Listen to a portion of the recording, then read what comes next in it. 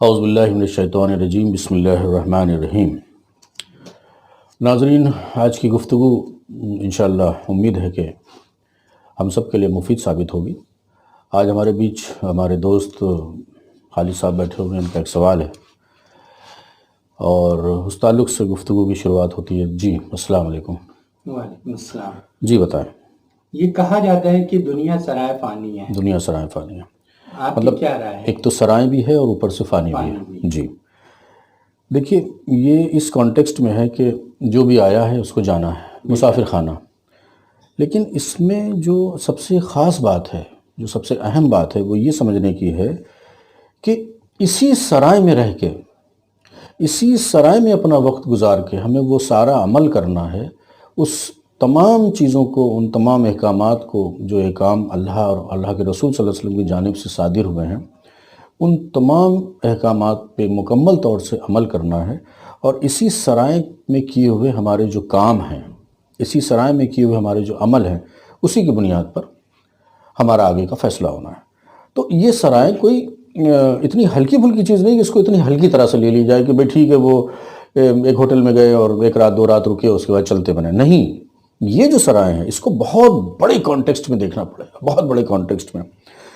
اب یہ اس طرح کی سرائے ہیں جیسے مختلف ادارے ہیں، جیسے کہیں پر ایک بڑا کوئی سیمینار ہونے جا رہا ہے، بامبے یونیورسٹی کے ڈیلیگیشن آیا ہوا ہے، کانپور یونیورسٹی سے لوگ گئے، دہلی یونیورسٹی کے لوگ گئے، اور وہ وہاں پر سارے ڈیلیگیشن اکٹھا ہو رہے ہیں۔ آپ کا بھی کوئی ادارہ ہے اور آپ کے ادارے سے آپ نے بھی 10-20 اسٹوڈنٹس کو وہاں پر بھیجا ہوا ہے۔ اب وہ وہاں پر جا کے کیسا پرفارم کرتے ہیں، بات سمجھ رہے ہیں آپ؟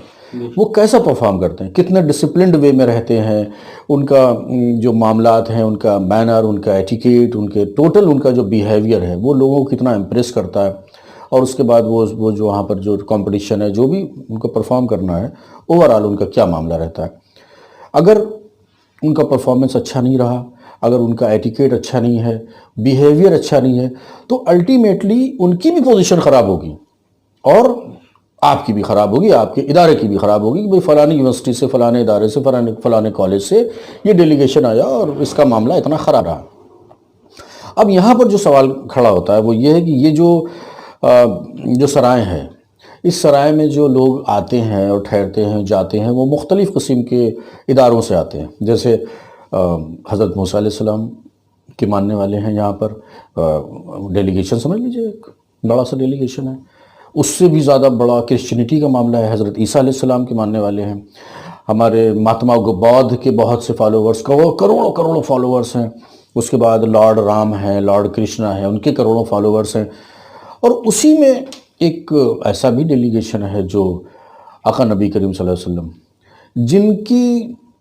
جن کی میں یہاں پر مطلب اس طرح سے بات نہ کر کے، جو میں علامتی لفظ استعمال کر رہا ہوں، میں سیدھے اگر بات کروں کہ جن کی امت میں شامل ہونے کے لیے انبیاء کرام نے ارمان کیا، خواہش کا اظہار کیا، اور یہ کہا کہ پروردگار، ہم اگر ان کی امت میں ہوتے تو کتنا اچھا ہوتا۔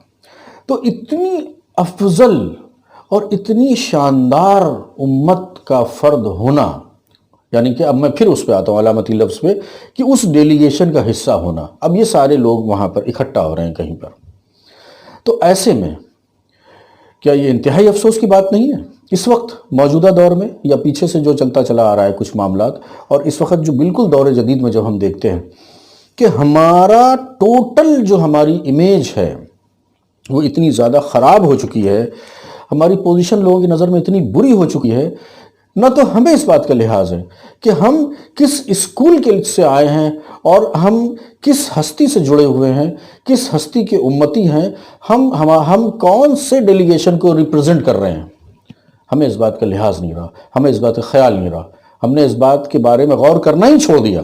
یہ بڑے افسوس کی بات ہے۔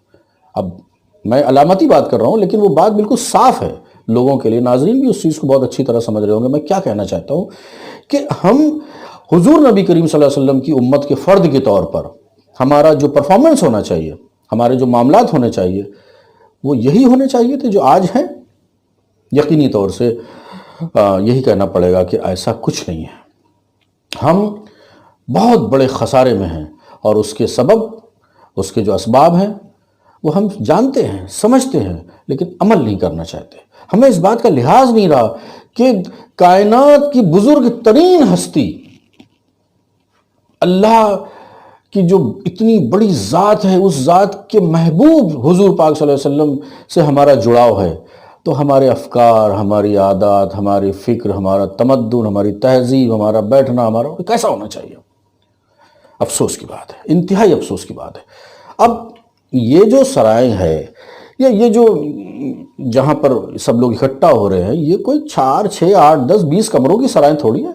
یہ تو بڑے بڑے سمندر، بڑے بڑے پہاڑ، بڑی بڑی خشکیاں، اور اتنی بڑی اللہ کی خوبصورت سی یہ تخلیق کردہ یہ دنیا، اس دنیا میں یہاں پر ہمیں سیاست میں بھی حصہ لینا ہے، یہاں پر ہمیں حکومت بھی قائم کرنی، یہاں پر ہمیں حکومت کا دفاع بھی کرنا ہے، یہاں پر اپنی ٹیکنالوجی بھی دیکھنی ہے، یہاں کے تقاضے جو دوسرے قسم کے ہیں، طب ہے، ڈاکٹر ہیں، انجینئر ہیں، تمام جو بھی یہاں کے تقاضے ہیں وہ سارے پورے کرنے ہیں۔ اور ان کو پورا کرنے کے بعد سوال یہ پیدا ہوتا ہے کہ ان کو اگر ہم پورا کر رہے ہیں تو کیا ہم دین سے بھٹک گئے، یا ہم کو اس سرائے میں کوئی انٹرسٹ نہیں لینا چاہیے؟ نہیں، یہ مس کنسیپشن ہے۔ اسی سرائے میں رہتے ہوئے، یہ دنیا کی شکل میں جو سرائے ہیں، اسی سرائے میں رہتے ہوئے، یہاں کے تمام تقاضے پورے کرتے ہوئے اگر آپ نے اپنے آپ کو صاف ستھرا نکال لیا تو یقین جانیے یہاں کا کیا ہوا پورا عمل، یہاں کے کیے ہوئے پورے معاملات، اسی کے اوپر وہ ابدی زندگی کا معاملہ ہے جس کو جنت الفردوس کہتے ہیں۔ سب سے خاص بات یہ ہے۔ تو اب کیا ہے، یہاں کے لیے ہمیں ڈاکٹر بھی بننا پڑے گا، یہاں کے لیے ہم کو انجینئر بھی بننا پڑے گا، یہاں کے لیے ہم کو ٹیکنیشین بھی بننا پڑے گا، یہاں ہمیں وہ تمام کام کرنے پڑیں گے، لیکن سب کچھ قرآن اور حدیث جو ہماری گائیڈ لائنز ہیں اس کے تحت، اس کے انڈر، اس کو فالو کرتے ہوئے۔ اب سوال یہ پیدا ہوتا ہے کہ ہمیں یہ بھی ماننا ہوگا کہ اللہ ہی مسبب الاسباب ہے، ہمیں جاننا ہوگا قدرت کے خزانوں میں کیا کیا چھپا ہوا ہے، تمام جو اللہ تعالیٰ نے ہمیں خزانے دیے ہوئے ہیں، ان خزانوں کو سمجھنا ہے، ان انعامات کو سمجھنا ہے، ان کے لیے ہمارے اندر ایک للک پیدا ہونی چاہیے، ہمارے اندر ایک کیوریسٹی ہونی چاہیے کہ اللہ تعالیٰ نے ہم کو سلیکٹڈ بندوں کے طور پر ایک خاص ایسے ڈیلیگیشن میں رکھا ہے جو ڈیلیگیشن سب سے بہتر ہونا چاہیے تھا۔ یقینی طور سے وہ بہتر ہے، اس کے قائد حضور ہمارے نبی کریم صلی اللہ علیہ وسلم اس کائنات کے افضل ترین ہستی ہیں، لیکن ہم نے اس ذات کا جو فائدہ ہمیں اٹھانا ہے، اس ذات سے، اس نام سے چمٹ کر ہمارے اندر جو وصف اور جو چیزیں، جو کوالٹیز ہونی چاہیے، ہم ان کو انفارچونیٹلی کھو بیٹھے۔ یہ انتہائی افسوس کی بات ہے۔ اب ہمیں ایسا کچھ بھی نہیں کرنا ہے کہ ہم ایک ٹانگ پہ کھڑے ہو جائیں جنت حاصل کرنے کے لیے، شمشان گھاٹ میں سمادھی لے لیں جا کے جنت حاصل کرنے کے لیے، کسی پیڑ سے لٹک جائیں جنت حاصل کرنے کے لیے، نہیں۔ ہمیں تو صرف یہ کرنا ہے کہ آیا کہ ہم مسلمان ہیں تو مسلمان کے طور پہ ہم اپنا تعارف خود کو کرائیں کہ بھائی وی آر مسلم، اینڈ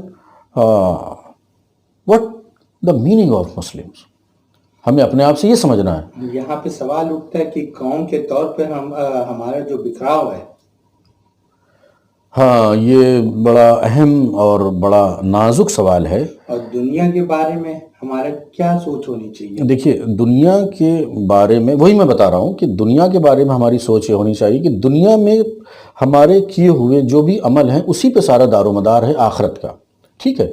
یہ تو ایک آپ کے سوال کا جواب، یہ ایک اپنے آپ میں چیپٹر ہے کہ اسی دنیا میں، اسی سرائے میں رہتے ہوئے ہمارے ٹوٹل جو عمل ہوں گے اسی کے اوپر ہمارا آخرت کا دار و مدار ہے۔ اس کے لیے ہمیں الگ سے کچھ نہیں کرنا ہے۔ ہمیں کیا کرنا ہے میں بتاتا ہوں آپ کو۔ ہمیں کرنا یہ ہے کہ ہمیں سب سے پہلے اپنے مذہب سے واقف ہونا ہے۔ جیسے مسلمان کے معنی یہ ہوتے ہیں کہ وہ شخص جو دین اسلام میں داخل ہو جائے اور اس سے واقف بھی ہو، وہ ہو گیا مسلمان، ٹھیک ہے۔ واقف کیسے ہوں گے؟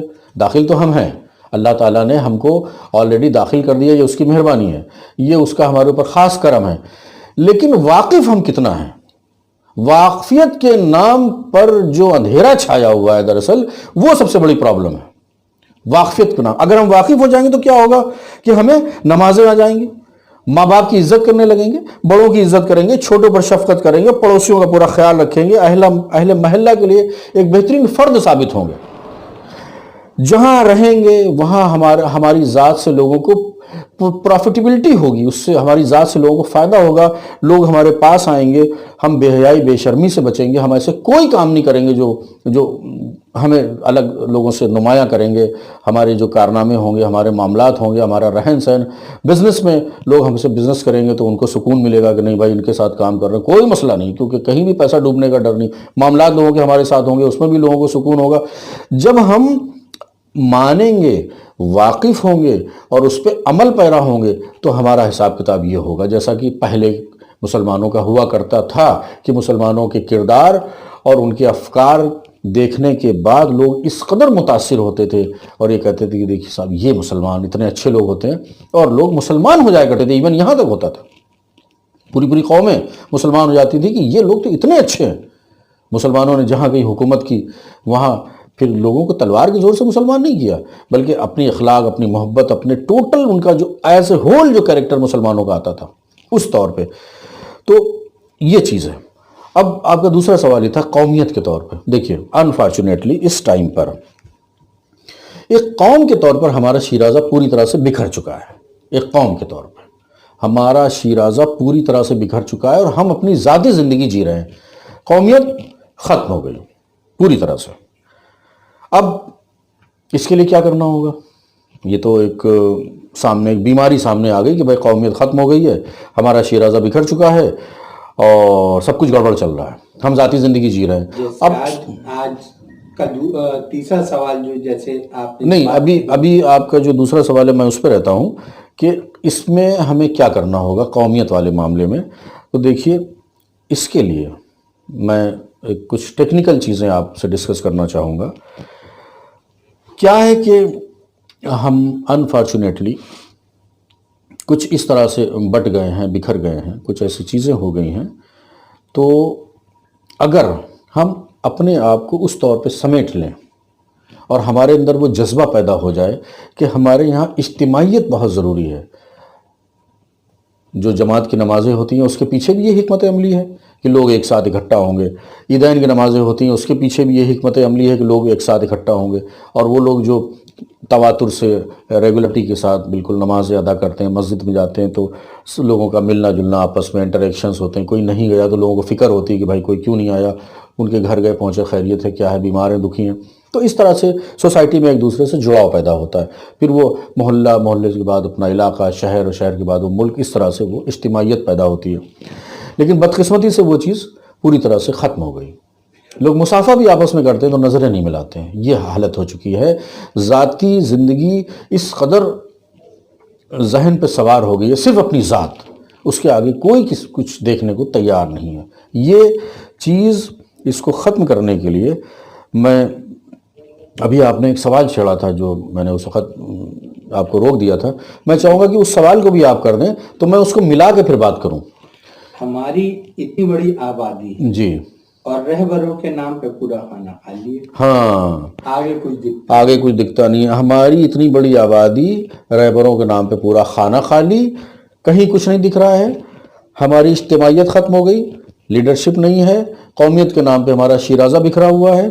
تو اب ان تمام چیزوں کا جو لب لباب ہے, جو مختصر میں بات کی جا سکتی ہے, وہ یوں کی جا سکتی ہے کہ بھائی اگر میں بہت پتے کی آپ کو بات بتاؤں, ناظرین بہت توجہ سے سنیے گا, آپ لوگ بھی بہت پتے کی بات بتا رہا ہوں کہ یہ جو ایک حدیث ہے, علماء اکرام اس کو ہر جگہ اس کو بتایا جاتا ہے, سنا جاتا ہے. آپ نے بھی غالباً سنا ہوگا کہ حضور پاک صلی اللہ علیہ وسلم کا فرمان ہے کہ ہماری امت میں 72 فرقے ہوں گے اور 73 فرقے ہوں گے, اور 73واں فرقہ جو ہے وہ حق پہ ہوگا. اور اب مذہقہ خیز معاملہ یہ ہے کہ ہر فرقہ یہ سمجھتا ہے کہ ہم حق پہ ہیں اور باقی سب ناحق, باطل, ہم سچے. تو پہلے تو میں آپ کو یہ صاف کر دوں, آپ کو تعجب ہوگا, آپ کو حیرت ہوگی سن کے کہ حضور صلی اللہ علیہ وسلم, آپ نبی کریم صلی اللہ تعالی وسلم نے جن فرقوں کی بات کی, یہ وہ فرقے نہیں ہیں یہ فرقے ہی نہیں ہیں. فرقے تب ہوتے ہیں جب بنیادی تضاد ہوتا ہے. آپ بات کو سمجھنے کی کوشش کریے میں کیا کہنا چاہ رہا ہوں. اللہ کی وحدانیت، حضور صلی اللہ علیہ وسلم کی رسالت، حضور صلی اللہ تعالی علیہ وسلم کا نبی و آخر الزماں ہونا، روز محشر کے معاملات، قیامت کے معاملات، اس کے بعد انعامات کے معاملات، سزا جزا روز محشر جیسے میں نے کہا، اس کے بعد وہ جو سینکشن ہوگا کہ بھئی یہ جنت اور یہ ساری چیزیں، یہ دوزخ کا معاملہ، ان تمام چیزوں میں جو بنیادی جو چیزیں ہیں ان بنیاد میں اگر تضاد ہو رہا ہے کہیں پر، تو اس میں سب سے زیادہ جو کنٹراڈکشن ہوتا ہے وہ کئی بار اس وقت سے لے کے ابھی تک اور قیامت تک ایسے لوگ بیچ بیچ میں آتے رہے ہیں. کسی نے اپنے آپ کو نبی کہنا شروع کر دیا، کسی نے یہ یوں ماننا شروع کر دیا کہ حضور پاک صلی اللہ علیہ وسلم آخری نبی نہیں ہے، کسی نے اپنے ہی خود کو نبی کے طور پہ پیش کر دیا. اب آپ اگر تاریخ میں جھانکیں گے تو مختار سقفی، کربلا کا واقعہ ہوا اور قاتلان حسین رضی اللہ تعالیٰ عنہ سے اس شخص نے چن چن کے بدلہ لیا. ٹھیک ہے، بڑا اچھا کام کیا، اللہ نے بڑا اچھا کام لیا، لیکن کچھ ایسا تھا بدقسمتی سے اس شخص کے دماغ میں کچھ ایسا خناس آیا اور اس نے اپنے آپ کو ایک سپر نیچرل، اس نے اپنے آپ کو ایک ہستی کے طور پہ پیش کرنا شروع کر دیا کہ میرے پاس فرشتے آتے ہیں، میرے پاس جبریل امین تشریف لاتے ہیں. اس طرح سے کچھ کہانی بنائی، نتیجہ کیا نکلا؟ ذلیل خوار ہوا. تو اس قسم کے فرقے جس میں موٹے موٹے طور سے اگر نام لیے جائیں تو وہ قادیانی اور یہ احمدیہ، اور آپ نے بھی سنا ہوگا وہ کچھ پاکستان میں، ہندوستان میں سب جگہ پائے جاتے ہیں. یہ ہیں وہ فرقے. یہ دیوبندی، بریلوی، اہل حدیث اور یہ جو ہے وہ فرقے نہیں ہیں. ان سب کا اللہ کی وحدانیت پہ کل اور کامل طریقے سے یقین ہے. ان سب کا یقین حضور پاک صلی اللہ علیہ وسلم کی رسالت پہ پوری طرح سے ہے، اور یہ سب یہ مانتے ہیں کہ حضور پاک صلی اللہ علیہ وسلم نبی آخر الزماں ہے. کہیں بھی کوئی کنٹراڈکشن نہیں ہے. تو یہ فرقے ہی نہیں ہیں یہ جن کو اس وقت مسلکی اعتبار سے یہ مان لیا گیا ہے کہ بھئی یہ وہ والے فرقے ہیں جن کے بارے میں حضور صلی اللہ علیہ وسلم نے پیشن گوئی کی تھی. تو ایسا نہیں ہے، ایسا نہیں ہے. یہ فرقے، یہ کچھ آئیڈیولوجیکل جو ڈیفرنسز ہوتے ہیں اس کی بنیاد پہ یہ الگ الگ تھوڑے سے اسکول بن گئے، الگ الگ مسلکی طور سے یہ چیزیں ڈیولپ ہو گئیں، لیکن ان کا جو بیس ہے وہ وہی ہے، سیم ہے. اس میں دراصل جو بات ہے، جو کہنے والی بات ہے، وہ بہت تکلیف کی ہے. وہ تکلیف کی بات یہ ہے کہ ہر اسکول کے، ہر مسلک کے جو علماء کرام رہے ہیں، اور خاص طور سے اس وقت جو ہیں، انہوں نے بجائے اس کے کہ فرقہ وارائیت کو ختم کرنے کی کوشش کی ہوتی، انہوں نے اس میں تشدد پیدا کر دیا.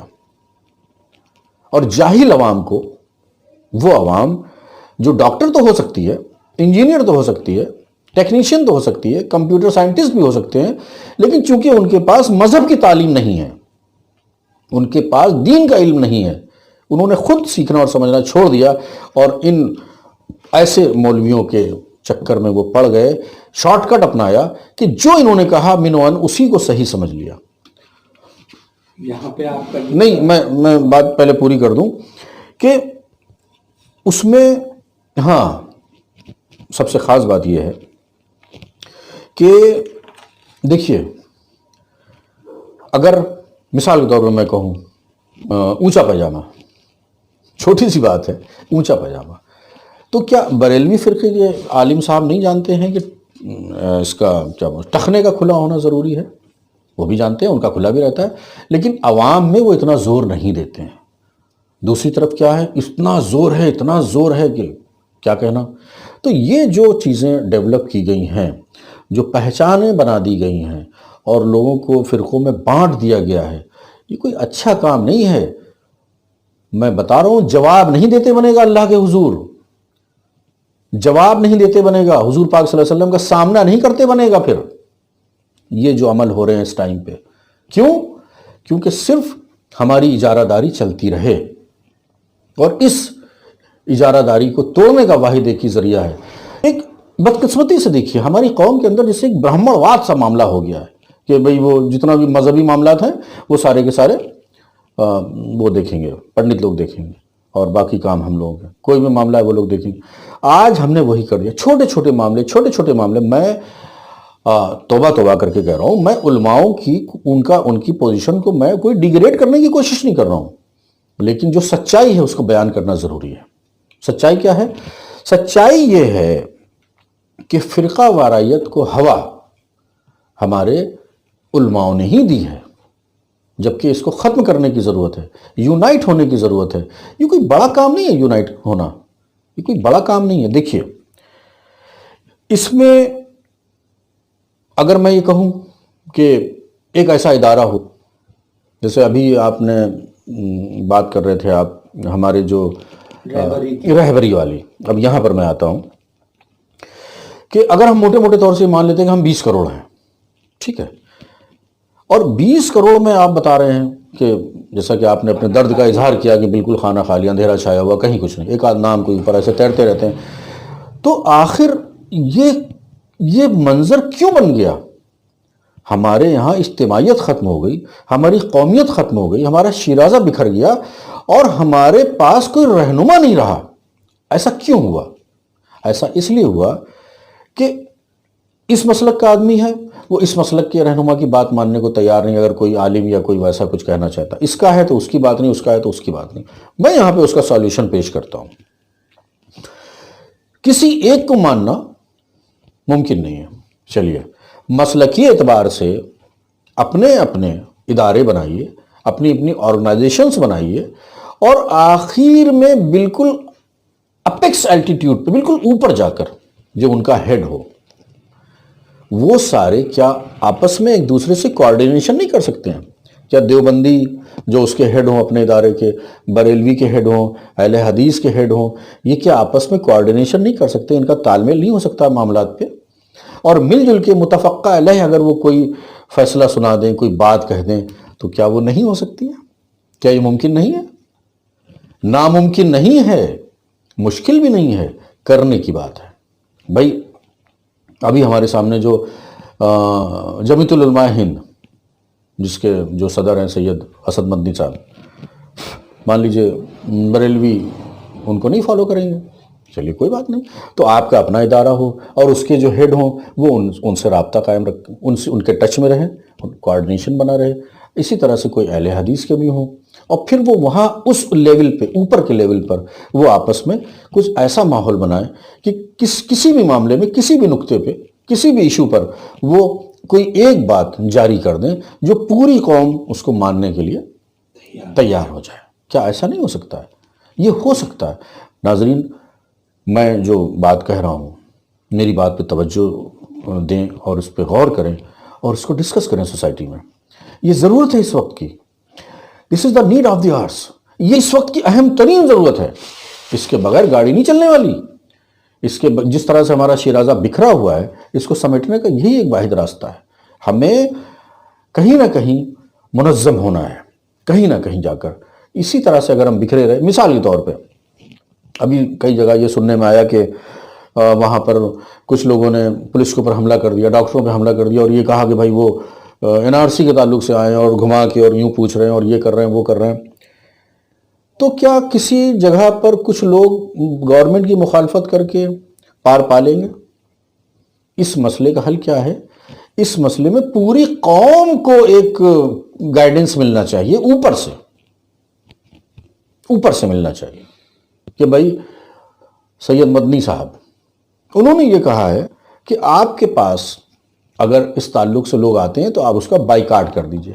تو پھر وہ بائیکاٹ 100% ہو. یہ نہیں کہ سید مدنی صاحب کو ایک فرقہ مانتا ہے دوسرا نہیں مانتا تو انہوں نے بائیکاٹ کیا، انہوں نے گورنمنٹ کو سپورٹ کر دیا. یہ نہیں ہوگا.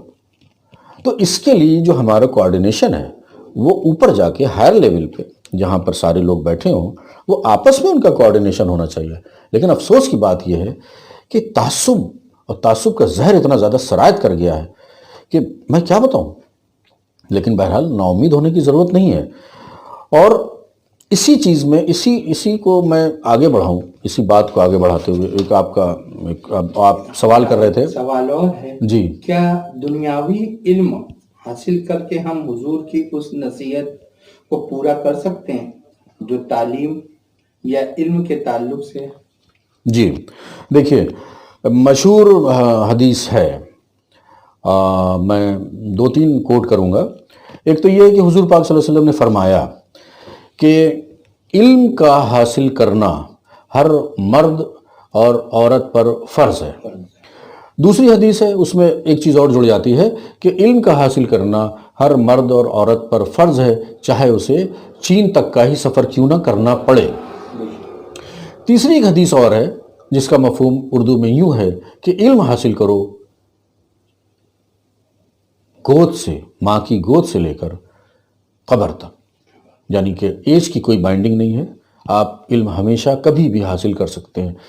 تو سوال یہ ہے کہ اب میں اگر اس کے الفاظ پہ آپ کو پھر سے بتاؤں کہ ہر مسلمان مرد اور عورت پر علم کا حاصل کرنا فرض ہے، تو یہ فرض کس چڑیا کا نام ہے؟ پہلے تو یہ سمجھ لیجیے فرض کے معنی کیا ہوتے ہیں۔ فرض کے معنی کیا ہوتے ہیں ہم اس کو سمجھنے کو تیار نہیں ہیں۔ ہم نے فرض کو سمجھنے اس کی معنی کو اپنے دماغ میں بٹھایا ہی نہیں۔ ارے بھئی فرض کے معنی تو کمپلسری ہے، مینڈیٹری ہے، کرنا ہی کرنا ہے آپ کو۔ تو جب ہمارے آقا نبی کریم صلی اللہ علیہ وسلم فرما رہے ہیں کہ علم کا حاصل کرنا ہر مسلمان مرد اور عورت پہ فرض ہے، تو پھر ہم نے اس کو کیوں چھوڑ دیا؟ آج کی ہماری کیا ضرورت ہے میں آپ کو بتاؤں۔ آج کی ہماری ضرورت ہے اردو زبان، اور اردو زبان کے تعلق سے اگر میں اپنی بات کو کروں، آپ نے جیسے کہا کہ دنیاوی علم حاصل کرنا، دیکھیے یہ دنیا، یہ جس دنیا میں ہم رہتے ہیں جس کو سرائے فانی کہا جاتا ہے، یہاں کے اپنے تقاضے، جیسے کہ میں نے پہلے کہا، ہمیں ڈاکٹر بھی بننا ہے، ہمیں انجینئر بھی بننا ہے، ہمیں سائنٹسٹ بھی بننا ہے، ہمیں جانے کیا کیا ہمیں بننا ہے، ٹھیک ہے، ہم اپنے پیروں پہ کھڑے ہوں، ہمارے کاروبار ہوں، ہماری صنعت ہو، ہمارا سب کچھ ہو، لیکن دین علم کا حاصل کرنا فرض ہے۔ دین علم کا حاصل کرنا، علم دین میں الٹا بول گیا، علم دین کا حاصل کرنا فرض ہے۔ اب اس کو کیسے کرنا ہے؟ آپ کیسے پڑھیں گے؟ قرآن شریف کے ترجمے سے کیسے پڑھیں گے؟ احادیث کی کتب ہیں کیسے پڑھیں گے؟ اردو آنی چاہیے نا۔ اردو کتنی خاموشی سے، کتنی لاپرواہی سے کیسے اردو ختم ہوتی چلی جا رہی ہے۔ ہمیں درد ہے اس کا، ہمیں فکر ہے اس کی۔ آج ہمارے پاس اگر کوئی لیڈرشپ ہو، جیسا کہ ابھی ہم لوگ بات کر رہے تھے، میں اس کو وہاں سے جوڑ دیتا ہوں، آج ہمارے پاس ایسی کوئی لیڈرشپ ہو، ہمارے ایسے آئمہ، ہمارے ایسے اکابرین جن کا آپس میں کوارڈینیشن ہو، اور وہ ایک فتویٰ جاری کر دیں کہ ہر مسلمان مرد و عورت کو، لڑکے لڑکی کو، ہر ایک کو اردو سیکھنا ضروری ہے، واجب ہے۔ میں تو کہتا ہوں یہاں تک ہونا چاہیے کہ اگر آپ اپنی بیٹی کے رشتے کے لیے معاملہ کچھ چل رہا ہے کہیں، تو آپ یہ پوچھیں کہ ہاں بھئی وہ تو ٹھیک ہے، ماشاءاللہ آپ کا بیٹا جو ہے کمپیوٹر انجینئر ہے، اچھا یہ بتائیے کہ اس کو اردو آتی ہے؟ اگر وہ لڑکے کا باپ کہتا اردو تو خیر اس کو وقت نہیں ملا پڑھنا، نہیں تو دیکھیے بھائی معاف کیجیے گا، بیٹا آپ کا ہے، بیٹا ہمارا بھی ہے، تو میں چاہوں گا کہ معاملے کو آگے بڑھانے سے پہلے، تاریخ رکھنے سے پہلے تھوڑا سا وقت میں دیتا ہوں 2-3 مہینے کا، اور بیٹے سے کہیے کہ اردو پڑھ لیں۔ آپ کہیں سے بہو لانے جا رہے ہیں تو پوچھئے، یہ میں مذاق نہیں کر رہا ہوں، انقلاب ایسے ہی آتے ہیں۔ اگر آپ کو انقلاب لانا ہے تو یوں ہی لانا پڑے گا، ڈٹرمنڈ ہونا پڑے گا پوری طرح سے۔ تو پوچھئے بیٹی، میں نے جیسا کہ آپ نے بتایا کہ بھئی ماشاءاللہ آپ کی بیٹی جو ہے کانوینٹ ایجوکیٹڈ ہے، یہ ہے وہ ہے، ایسا سب کچھ ہے، کیا آپ کی بیٹی کو اردو آتی ہے؟ اگر جواب نفی میں ملتا ہے تو محترم ایسا کرتے ہیں کہ تھوڑا سا وقت دے دیتے ہیں 2-3 مہینے کا، بیٹی سے کہیے گا اردو پڑھ لیں۔ اب اردو پڑھنا کیوں ضروری ہے؟ جب اردو پڑھیں گے تو ہم قرآن شریف کو ترجمے سے پڑھیں گے، جب اردو پڑھیں گے تو احادیث کی کتابوں کو پڑھیں گے، جب اردو پڑھیں گے تو بزرگوں کے بارے میں پڑھیں گے، مطلب کل ملا کے ایز اے ہول بات یہ نکل رہی کہ ہمیں علم کی جانکاری ہوگی اچھے سے، کیونکہ انسان اپنی زبان میں جتنا اچھا سمجھ سکتا ہے وہ دوسری زبان میں نہیں سمجھ سکتا۔ جو گریسپنگ کیپیسٹی ہوتی ہے، جو اپنی زبان میں ہوتی ہے، وہ دوسری غیر زبان میں نہیں ہوتی ہے۔ یہاں پر یہ میری بات کوئی شیخ چلی کی بڑھ یا کوئی جھوٹ موٹ کا خواب نہیں ہے، یا کوئی بکواس میں نہیں کر رہا ہوں، یہ پریکٹیکل ہے، اس کو عمل میں لایا جا سکتا ہے اگر لوگوں کے دماغ میں بات آ جائے، اور بات کو آنا پڑے گا، دماغ میں لانا پڑے گا، اس کے بغیر کام نہیں چلنے والا۔ اردو مسٹ ہے، اور اس طرح سے ہے کہ ہر گھر میں اردو کا بول بالا ہو، ہر فرد کو اردو آنی چاہیے، ہر فرد کو آنی چاہیے، تبھی کچھ ہو سکتا ہے۔ تب کیا ہوگا؟ جب ہمیں خود علم حاصل ہوگا تو ہم جب بات کریں گے اور ہمیں کچھ بتایا جائے گا تو ہم بہت آسانی سے اس کو سمجھ لیں گے۔ آپ نے کہیں پر کچھ حدیثیں پڑھیں اور کچھ آپ کو اس میں انٹرسٹ ہوا اور پھر آپ نے کسی مولوی صاحب سے بھی بات کی، انہوں نے بھی کچھ بتایا، تو آپ کو جلدی سے یاد بھی ہوگا، سمجھ میں بھی آئے گا، کیونکہ پہلے سے آپ کا کچھ مطالعہ ہے۔ میں یہ نہیں کہہ رہا ہوں کہ سارے لوگ مفتی ہو جائیں گے، سارے لوگ عالم ہو جائیں گے۔ بھئی عالم کے معنی کیا ہوتے ہیں؟ جاننے والا، جاننے والا، جو جانتا ہے۔ آپ بھی جان سکتے ہیں، انہوں نے 8 سال کا کورس کیا ہے، آپ اس حد تک نہیں، لیکن موٹا موٹا دین کی معلومات، دین سے واقفیت تو آپ کو ہو ہی سکتی ہے کہ یہ یوں ہے، یہ ایسا ہے، یہ ویسا ہے، ساری چیزوں کو آپ جان سکتے ہیں۔ تو میں سمجھتا ہوں کہ ہمیں اس معاملے میں اپنے پیروں پہ کھڑا ہونا ہے، ہمیں علم حاصل کرنا ہے، اور علم حاصل کرنے کے لیے ہمیں آقا نبی کریم صلی اللہ علیہ وسلم کے اس حدیث پر منو ان اس پہ عمل کرنا پڑے گا۔ آپ نے اس کو فرض قرار دیا ہے تو اس کو فرض ہی سمجھنا پڑے گا، یہ چیز ہے۔ ہمیں شارٹ کٹ سے کام نہیں چلنے والا۔ تو میں سمجھتا ہوں کہ ہماری جو بات چیت ہے اس کے جو نکات ہیں وہ یہ ہے کہ دیکھیے، یہ دنیا سرائے فانی ضرور ہے، لیکن دنیا کے ہی معاملات میں ساری چیزوں کا انحصار ہے، ٹھیک ہے؟ ہمیں اپنی امیج بلڈنگ کرنی ہے، ہمیں ایسی امیج بنانی ہے کہ دوسرے ہمیں دیکھیں، ہم سے امپریس ہوں، ہم سے متاثر ہوں، ان کو لگے کہ دیکھو یہ مسلمان ہوتے ہیں۔ ہمیں علم حاصل کرنا ہے، ہر طرح کا علم حاصل کرنا ہے، ہمیں اردو سیکھنی ہے، اور ہمارے اندر اجتماعیت اور قومیت کو فروغ دینے کے لیے ہمیں وہ سارے کام کرنے ہیں۔ ہمیں اس پہ باقاعدہ عمل کرنا چاہیے کہ ہماری قومیت کیسے پھر سے زندہ ہو۔ آقا نبی کریم صلی اللہ علیہ وسلم کا کہنا ہے کہ ہر مسلمان آپس میں بھائی ہے۔ آج کیا معاملہ ہے؟ دل پھٹے ہوئے ہیں، کسی کو کسی سے کوئی مطلب نہیں ہے، ہماری ذات ہمارا معاملہ، بات ختم ہو گئی۔ یہ چیز تبھی ہوگی جب ایک بار پھر سے قومیت کا معاملہ ہوگا، اور ہمیں رہبروں کی ضرورت ہے۔ ہمارے اکابرین کو، ہمارے ائمہ کو، ہمارے جو رہبر ہیں انہیں چاہیے کہ منظم طریقے سے اس پہ کام کریں۔ انشاءاللہ گفتگو کا سلسلہ جاری رہے گا۔ آج کی بات یہیں پہ ختم کرتے ہیں، اور انشاءاللہ پھر کبھی اسی طرح کے موضوع لے کے آتے رہیں گے، بات چیت ہوتی رہے گی۔